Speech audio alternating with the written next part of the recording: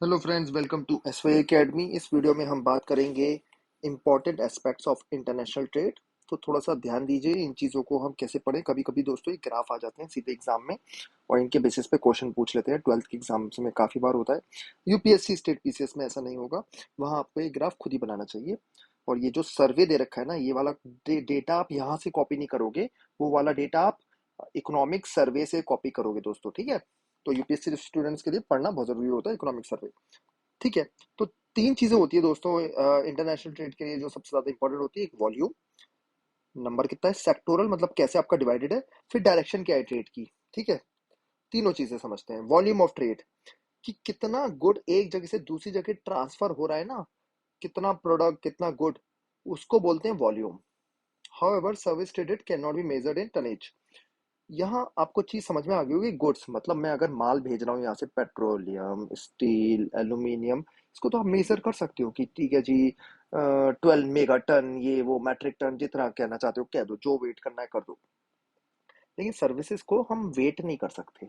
Example क्या है services का, जैसे मैं अपने आप ये लेक्चर सुना रहा हूँ, ये लेक्चर अगर मैं यूएस से स्टूडेंट्स को सुनाऊँ तो उनको एक सर्विस दे रहा हूँ, राइट। या टूरिज्म हो गया, राइट। या कोई भी आईटी सर्विसेज हो गई, कंसल्टिंग हो गई, इनको तो आप मेजर कर नहीं सकते। तो services trade can not be measured in tonnage, ये आपको याद रखना चाहिए और समझ में भी आ गया होगा क्यों। Therefore, the total volume of goods and services trade is considered to be the volume of trade. तो टोटल वैल्यू कितनी है ना ऑफ गुड्स एंड सर्विसेज की, प्राइस मनी में। मतलब मैंने कोई सर्विस दी अमेरिका में, ठीक है, और मैंने $50 ले लिए उससे, बंदे से $50 ले लिए। ऐसे ही मैंने उसको कुछ भेजा, आयरन भेजा, और $150 ले लिए, तो $200 की हो गई। ऐसे मेजर हमने कर लिया दोस्तों, ठीक है। इसीलिए यहाँ पे यूनिट्स क्या, in millions of dollars. I hope एक एक पॉइंट आपको क्लियर हो रहा होगा, कोई भी डाउट नहीं होना चाहिए जब मेरे से लेक्चर आप सुन रहे हैं तो, ठीक है। Table 9.1 shows that the total volume of world trade has been steadily rising over the past decades। ये आपको ट्रेंड समझ लेना चाहिए यूपीएससी स्टूडेंट्स को भी। कोरोना काल में ये थोड़ा सा बिगड़ गया ये चीजें, कि वॉल्यूम ऑफ ट्रेड कम हो गई कोरोना काल, या ये जो सदी आ गई है ना जहाँ पे ट्रम्प साहब आए थे, कोरोना काल। तो ये जो अब देखो 2015 तक तो बढ़ते जा रहा है थोड़ा, फिर आपको डिक्रीज दिखेगा। जो इकोनॉमिक सर्वे मेरे दोस्त पढ़ेंगे उनको समझ में आ जाएगा। जैसे यहाँ देखो, यहाँ बढ़ा और फिर 2014 के पास गिरना शुरू हुआ, ठीक है। नजर आ रहा है ना आपको। तो ये जो डॉट डॉट डॉट दे रखी है, ये मर्चेंडाइज ट्रेड है दोस्तों।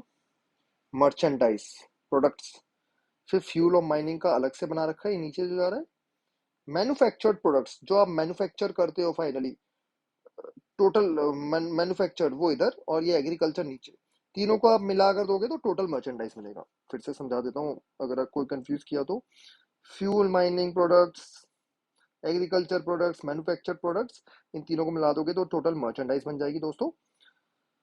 और ये मर्चेंडाइज दे रखी है, सर्विसेज यहाँ पे इंक्लूड नहीं कर पाए, ठीक है। ये मैन्युफैक्चर्ड प्रोडक्ट जैसे मैंने टैंक बना दिया, जहाज बना दिया। ये fuel and mining products, fuel मतलब तेल वेल कुछ भी, माइनिंग प्रोडक्ट्स जैसे मैंने और निकाले कुछ। सबसे नीचे है एग्रीकल्चर प्रोडक्ट्स, जैसे बासमती राइस हो गए। ये तीनों को मिला दोगे टोटल मर्चेंडाइज बन जाएगी। और आप देख रहे हो ज्यादातर बढ़ती भी जा रही है, देखो हर सन में 1955 से लेके 2015 तक बढ़ी, ठीक है। ग्राफ भी देखो आपको बढ़ता हुआ ही दिख रहा है। यहाँ थोड़ा सा गिरा, क्यों गिरा, 2004 2008 में दोस्तों रिसेशन आया था, ठीक है। एक एक चीज आपको क्लियर होनी चाहिए। 2008 में ग्लोबल रिसेशन आया था, ठीक है। यहाँ क्यों गिरा भैया, यहाँ इसलिए गिर रहा है, यूएस चाइना ट्रेड कम हो रही है। वर्ल्ड में वर्ल्ड में लोग, कंट्री डरे हुए हैं। ये सब अब क्या कर रहे हैं, एंटी एंटी ट्रेडिंग पॉलिसीज कर रहे हैं, एंटी ट्रेडिंग, कि हमें दूसरे कंट्रीज से नहीं लेना, खुद सेल्फ सफिशिएंट बनना है, वरना हमारा नुकसान हो रहा है। ट्रम्प साहब भी आएंगे, इलेक्ट होंगे अभी, है ना। 2016 में जाके, 2016 से लेकर 2020 तक ट्रम्प साहब रहे थे, ठीक है। उन्होंने भी काफी इम्पैक्ट करा दुनिया भर में। इसको बोलते हैं दोस्तों प्रोटेक्शनिज्म। प्रोटेक्शनिज्म प्रोटेक्शनिज्म का मतलब क्या है, कि हम बाहर की कंट्री से कम लेंगे सामान, अपने कंट्री में जनरेट करेंगे। प्रोटेक्शनिज्म, जिससे हमारी उनसे डिपेंडेंसी कम हो और हमारी लोकल जॉब्स क्रिएट हो।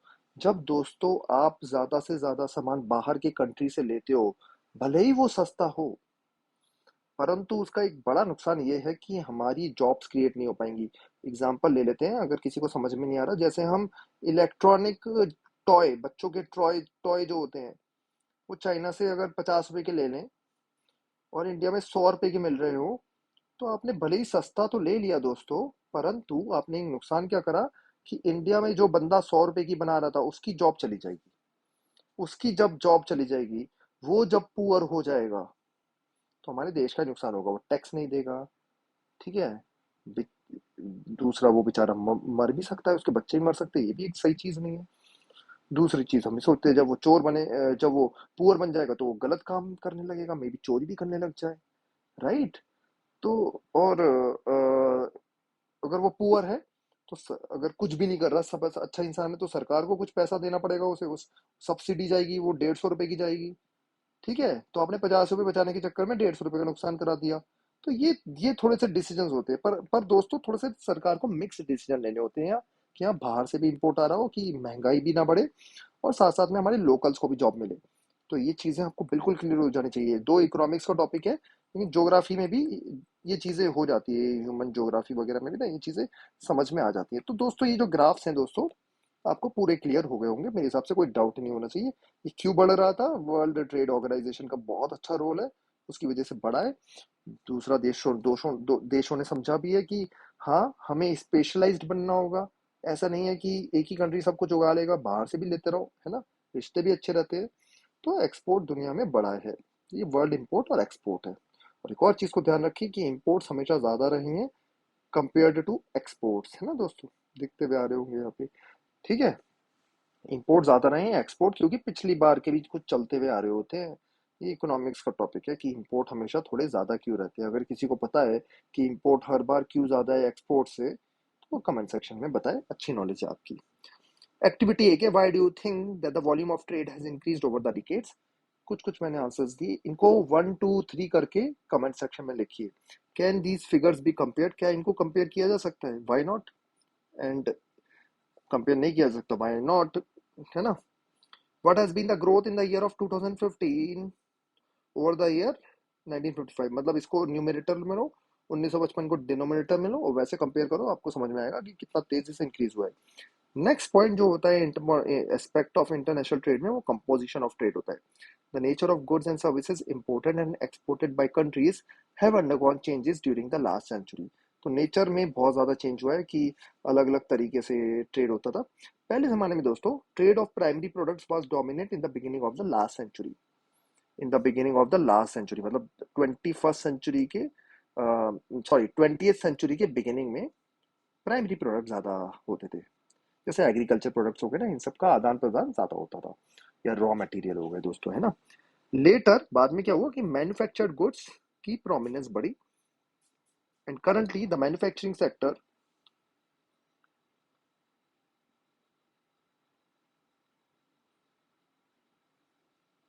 Commands the bulk of global trade. तो मैन्युफैक्चर्ड चीजें ज्यादातर ट्रेड होती हैं। सर्विस सेक्टर भी बढ़ गया है आजकल, travel, transportation and other commercial services, ये भी बढ़ती जा रही हैं। ठीक है।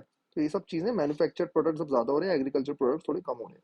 Table 9.1 shows that the volume of imports and exports of the world merchandise has been growing consistently over the years। हमने देख ही लिया ये दोस्तों कि volume of import and export तो बढ़ ही रहा है।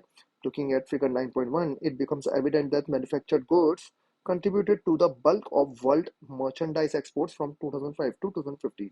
तो मैन्युफैक्चर जो चीजें बनाई जा रही हैं, है ना, कंस्ट्रक्शन करके, मैन्युफैक्चर जो चीजें फाइनली की जा रही हैं, इसमें बहुत कुछ आता है ना, बहुत कुछ आता है। एग्जांपल मैं दे ही चुका हूँ, टैंक बन रहे हैं, जहाज बन रहे हैं, रेलवे इंजन बन रहे हैं, स्टील प्रोडक्ट बन रहा है ना, नंबर ऑफ एग्जाम्पल, टायर्स, है ना, कार्स, ये सब बल्क ऑफ एक्सपोर्ट में आता है। Fuel and mining goods and agriculture goods are also important contributors of merchandise growth.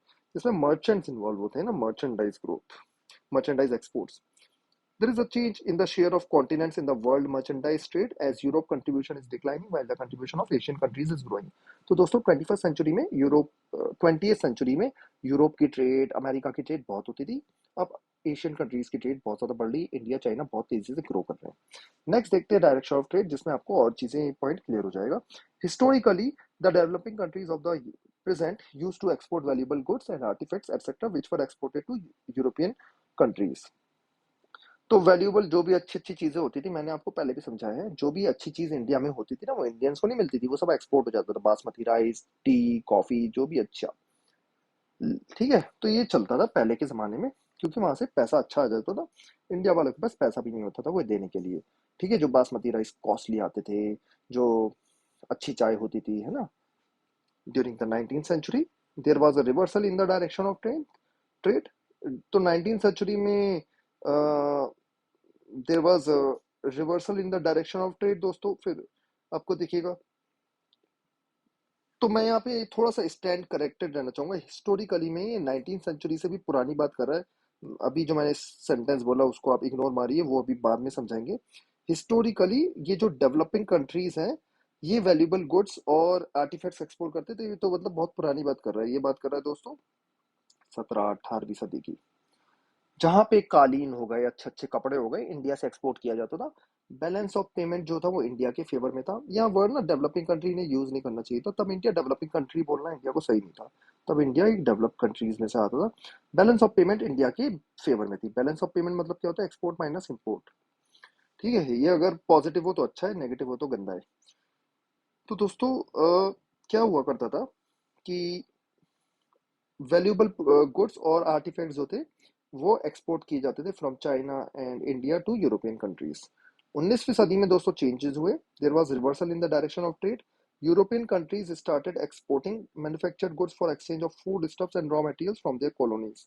तो 19वीं सदी में क्या हुआ कि कॉलोनीज बन गई, ये सब भारत, चाइना और डिफरेंट डिफरेंट कंट्रीज दोस्तों इस कॉलोनीज बन गए, और वो मैन्युफैक्चर करते थे। वहाँ इंडस्ट्रियल रेवोल्यूशन हो गया था, वो मैन्युफैक्चर करते थे, राइट।